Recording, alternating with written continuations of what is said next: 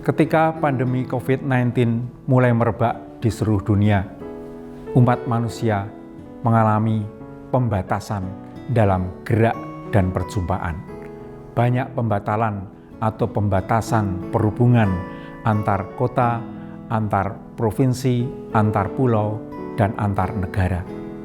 Kegiatan bersama yang bersifat religius, budaya, dan sosial juga mengalami pembatasan.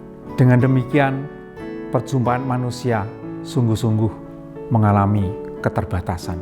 Namun kita bersyukur atas kemajuan teknologi komunikasi mutakhir yang diciptakan manusia. Melalui teknologi yang mutakhir ini, perjumpaan itu masih tetap dapat dilangsungkan secara lain, secara virtual. Berdagangan secara online, bersekolah secara online, ibadat secara online, bahkan bernyanyi bersama juga dapat dilakukan secara online. Kemudian konferensi lintas negara juga dapat dilakukan secara online. Ini sungguh membanggakan, dan kemajuan teknologi komunikasi ini masih terus dikembangkan dan diintegrasikan dengan teknologi lainnya. Seperti misalnya penemuan-penemuan baru dalam ilmu saraf itu juga dapat diintegrasikan dengan teknologi komunikasi. Orang mencoba mengintegrasikan bagaimana otak manusia dapat dihubungkan dengan komputer sehingga dapat meningkatkan kecerdasan manusia dan menemukan alat-alat baru yang memungkinkan manusia dapat mengatasi masalah-masalah yang sebelumnya belum pernah diatasi. Inilah yang membuat manusia semakin bersandar pada kemajuan yang diciptakannya sendiri. Agaknya manusia mulai mengagungkan dirinya sendiri.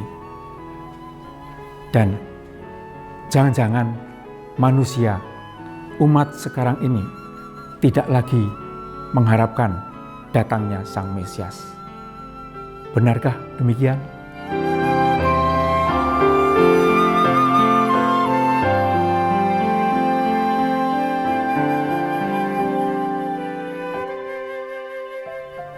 Menjawab pertanyaan ini, Mesias itu pertama-tama kita lihat dari arti katanya.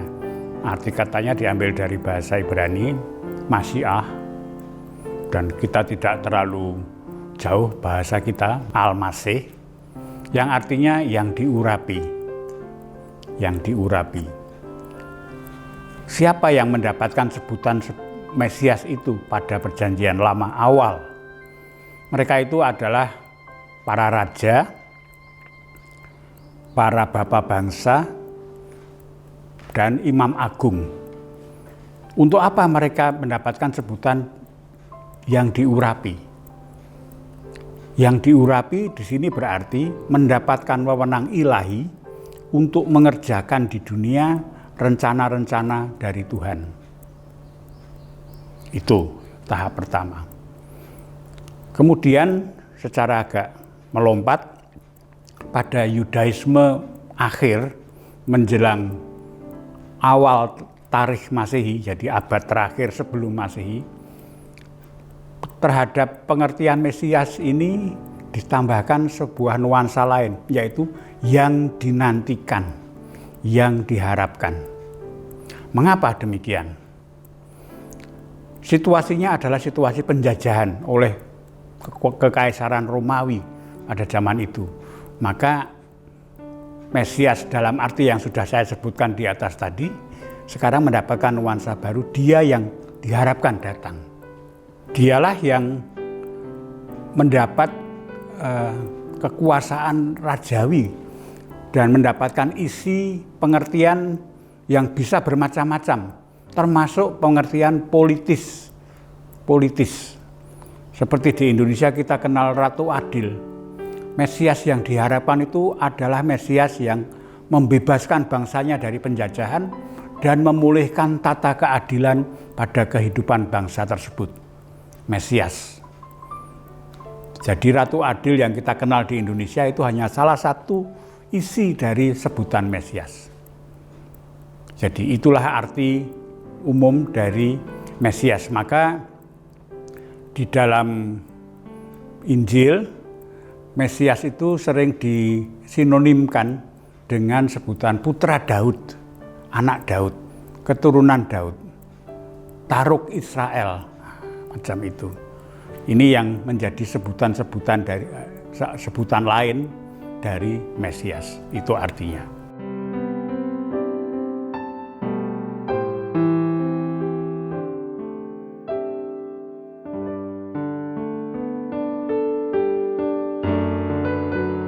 Yesus semasa hidupnya sangat hati-hati untuk mengaitkan dirinya dengan Mesias yang diharapkan bangsa itu. Mengapa? Karena dia tahu bahwa pemahaman Mesias pada zaman dia hidup sangat berat, sangat syarat diwarnai oleh nuansa politis dan kekuasaan. Raja yang membebaskan Israel dari penjajahan Romawi. Itu kelihatan dari Injil Lukas, dari Kisah Para Rasul bab pertama, dari Injil Lukas bab 24, ketika murid dari Emmaus bertanya, bukankah dia harus datang untuk membebaskan Israel dan lain-lain.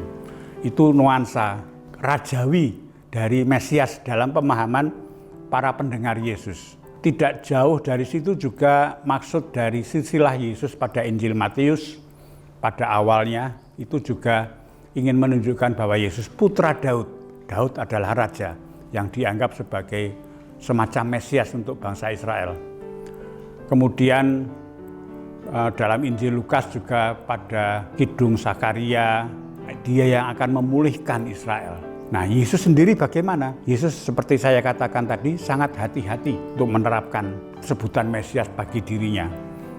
Dia hanya menunjukkan dalam perbuatan dan sabdanya apa yang kemudian hari dikaitkan oleh para muridnya dalam bentuk gereja perdana dengan isi sebutan Mesias.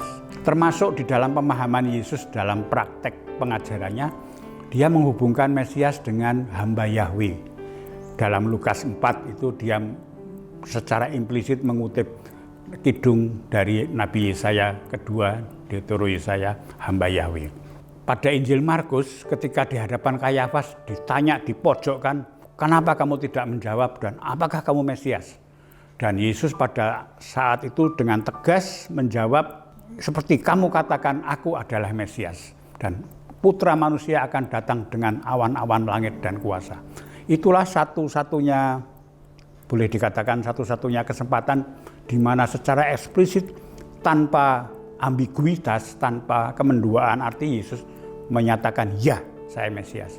Tetapi seluruh hidup Yesus itu ditangkap oleh para muridnya sebagai kepenuhan isi pemahaman Mesias yang sampai saat itu ada, bahkan lebih daripada itu. Maka pada Kisah Para Rasul setelah Yesus naik ke surga, tanpa ragu-ragu para muridnya mengenakan sebutan Mesias pada Yesus sebagai gelar. Maka disebut Yesus Kristus. Kristus itu bukan nama diri adalah Yesus. Tapi Kristus adalah gelar, dialah Sang Mesias.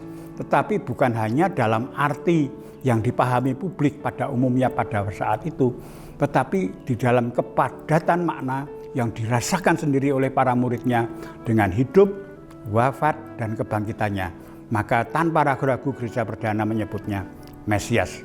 Dalam khotbah Petrus pada Kisah Para Rasul bab 2, kelihatan dia adalah Mesias, duduk di sebelah kanan Allah dan mendapatkan kuasa Daud nenek moyangnya. Jadi tanpa ragu-ragu itu pemahaman mengenai Mesias bagaimana diterapkan pada Yesus.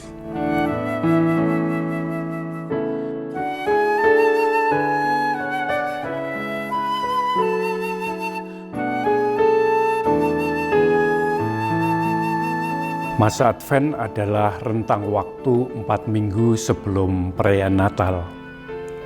Kata Advent sendiri muncul pertama kalinya pada abad ketiga ketika para pemimpin gereja di Spanyol mengadakan konsili di Saragossa. Waktu itu kata Advent tentu ada kaitannya dengan istilah dalam bahasa Yunani yakni parousia kedatangan Kristus yang kedua kalinya. Sehingga kata Advent dimaknai sebagai mengharapkan kembali kedatangan Kristus untuk kedua kalinya itu. Kemudian hal itu dilakukan selama 4 minggu sebelum masa Natal itu sendiri, sebelum hari kelahiran Kristus. Pada abad ke-4 dan ke-5, Advent dan kemudian masa Advent itu dimaknai sebagai waktu untuk berdoa dan berpuasa bagi para anggota gereja yang baru, supaya mereka betul-betul hidup sesuai dengan semangat Kristus, agar nantinya dapat menyambut kedatangan Kristus yang kedua kali itu dengan penuh kegembiraan, dengan penuh kesiapsiagaan. Nah, masa Advent yang sekarang dilakukan ini adalah waktu selama 4 minggu, dari minggu Advent pertama sampai minggu Advent keempat, untuk mengenangkan kembali Yesus Kristus Sang Mesias yang dulu pernah datang ke dunia, dan kemudian menyiapkan kedatangan Kristus yang kedua kalinya itu. Sehingga masa Advent adalah masa untuk mengenangkan kembali kedatangan Mesias yang sudah terjadi, sekaligus menyiapkan diri untuk menyambut kedatangan Mesias untuk kedua kalinya.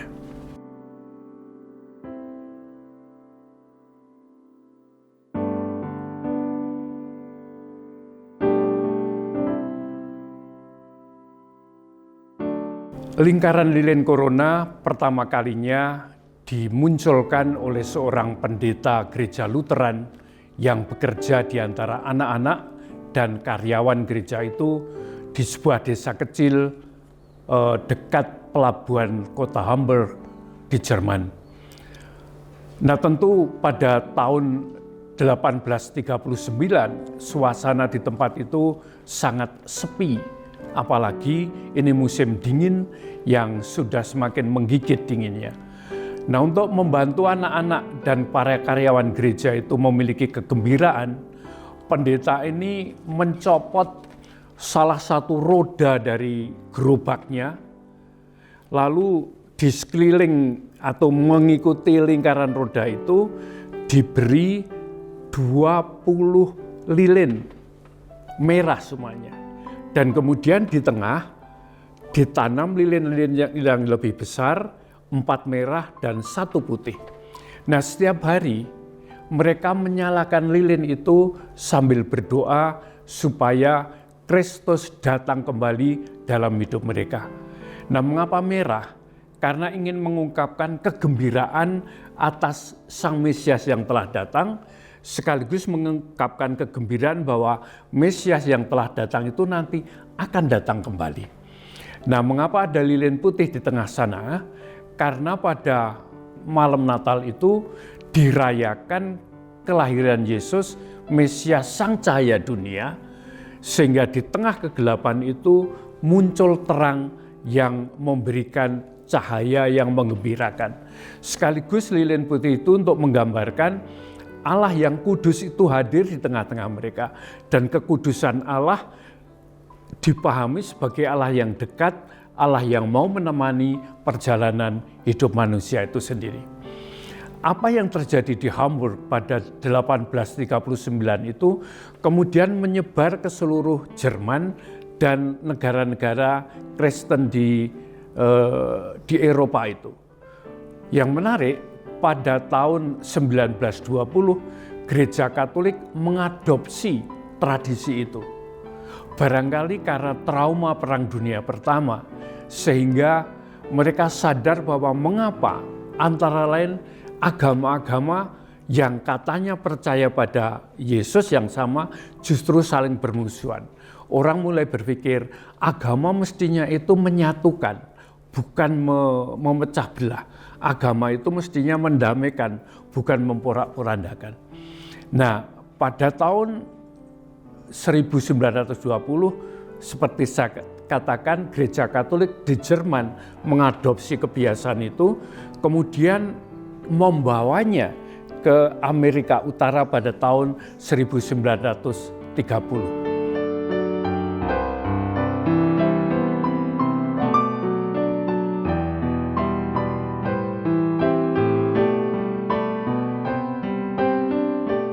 Kapan Corona Lilin Advent ini mulai dipakai di Indonesia? Seingat saya baru mulai muncul cukup ramai di Indonesia pada tahun 1980-an. Apa makna dari simbol lilin Advent tadi? Pertama-tama ada corona, ada lingkaran yang dibuat dari dedaunan yang aslinya tentu dari dedaunan yang tidak pernah mati pada masa dingin. Mengapa hijau? Karena melambangkan kehidupan yang tidak pernah mati. Mengapa lingkaran? Untuk menandakan bahwa cinta kasih Allah itu tidak pernah berkesudahan. Nah, di atas lingkaran yang dibuat dari dedaunan hijau tadi ditanam 4 lilin, yang 3 itu ungu, yang 1 rose atau pink, dan kemudian di tengah-tengah lilin putih. Pada minggu pertama Advent dinyalakan lilin pertama yang juga sering disebut sebagai lilin harapan. Pada minggu Advent yang pertama ditampilkan Nabi Yesaya yang mengharapkan kedatangan Sang Mesias. Lilin kedua disulut pada minggu kedua Advent, sering disebut sebagai lilin iman. Dan ini dikaitkan dengan nubuat Nabi Mika yang mengatakan bahwa Mesias itu akan lahir di kota Bethlehem. Maka lilin kedua ini juga sering disebut sebagai lilin Bethlehem. Yang ketiga pink tadi, warna pink untuk orang-orang Eropa adalah warna yang melambangkan kegembiraan. Sehingga minggu ketiga Advent ini merupakan break, stop dari masa berpuasa dan masa untuk penyesalan itu menjadi masa kegembiraan karena Yesus sudah semakin dekat kedatangannya. Nah, lilin minggu ketiga juga sering disebut sebagai lilin para gembala karena kedatangan Mesias ini diwartakan kepada para gembala. Dan karena Mesias ini diwartakan sebagai bayi yang lemah, yang sangat sederhana, dilahirkan di rumah penginapan umum sehingga dapat ditemui oleh semua orang termasuk para gembala, maka menimbulkan kegembiraan yang sangat besar. Lilin yang keempat, itu disebut sebagai lilin perdamaian. Dan juga sering dikaitkan dengan para malaikat, maka juga disebut sebagai lilin para malaikat. Mengapa? Karena kelahiran Sang Mesias diwartakan oleh para malaikat sebagai sang pembawa perdamaian baik di bumi maupun di surga. Pada malam Natal, semua lilin itu tadi sudah dinyalakan, ditambah lilin putih yang ditaruh di tengah. Itu melambangkan kesucian sekaligus terang, karena kehadiran Sang Mesias itu membawa terang ke dunia dan menghadirkan Allah yang kudus, yakni Allah yang selalu ingin dekat dengan manusia, ingin memperbaiki keremukan hidup manusia, dan selalu ingin berjalan bersama dengan manusia itu sendiri. Ini makna dari simbol lilin Advent itu.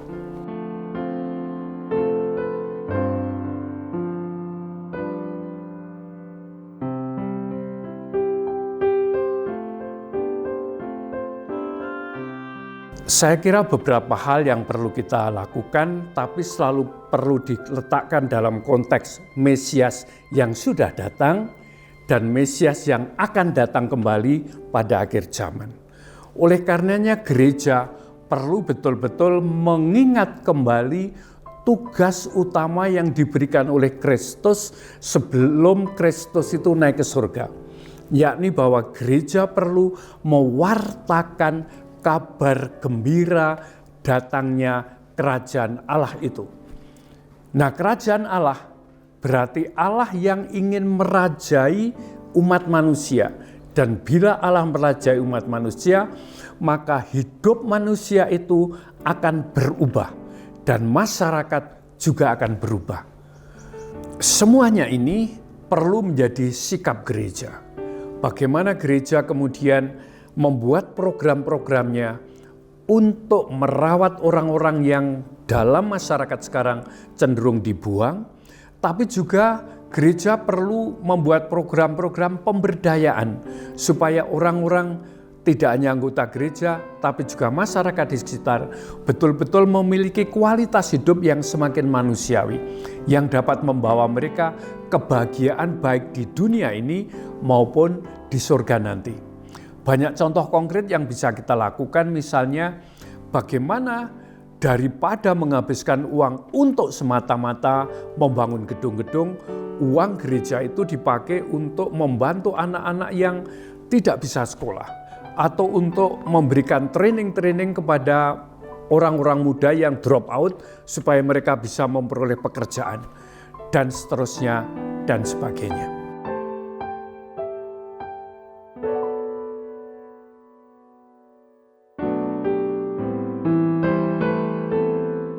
Apakah kita masih membutuhkan Mesias? Kalau secara objektif sebetulnya ya, tetapi masalah kebutuhan akan Mesias itu bukan pertama-tama suatu ordo objektif yang orang harus menerapkannya untuk diri sendiri, melainkan sesuatu yang sepenuhnya subjektif. Artinya, apakah setiap orang dalam hidupnya membutuhkan Mesias? Karena apa?